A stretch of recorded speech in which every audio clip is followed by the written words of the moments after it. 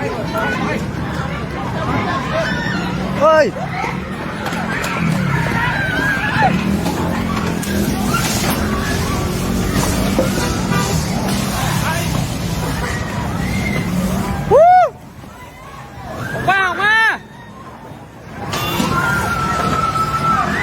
ถอดเสื้อถอดเสื้อถอดเสื้อถอดเสื้อออกแกเสื้อออกไอ้เสื้อออกแกเสื้อออกแกเสื้อออก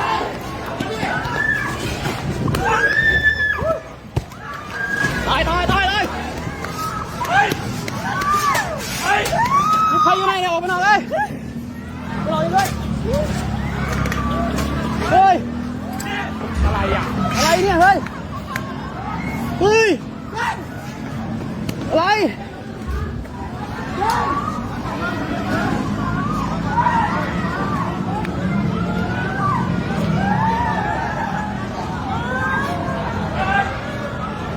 เฮ้ย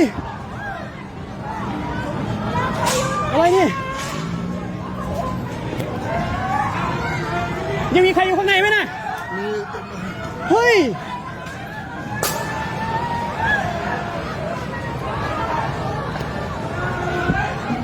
อะไร